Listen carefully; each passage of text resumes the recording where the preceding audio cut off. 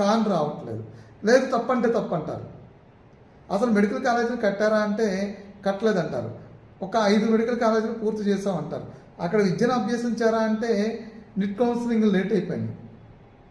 మరి ఆ మెడికల్ విద్యార్థులు ఇప్పుడు ఎక్కడున్నారో ఆ ఇన్ఫర్మేషన్, ఆ డేటా ఎవరు? ఇదిగో ఈ కాలేజీల్లో ఈ టర్మ్లో ఇంతమంది మెడికల్ విద్యార్థులు పేద మధ్య తరగతి వాళ్ళు చదువుకున్నారు, మొత్తం ఇంతమంది చదువుకున్నారు, లేదా ఇప్పుడు ఇంతమంది చదువుతూ ఉన్నారు, వాళ్ళ డేటా ఇది అని చెప్పని బయట పెట్టరు.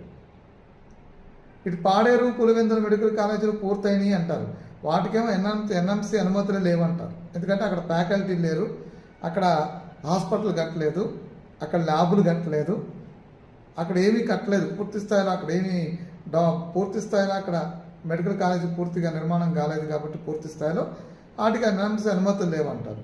అనుమతులు ఉన్న చోట ఎంతమంది చదివారు అంటే చెప్పరు. మరి సెల్ఫ్ ఫైనాన్స్ సిస్టమ్ అంటే పేదవాళ్ళ దగ్గర నుంచి కూడా 25 లక్షలు 12 లక్షలు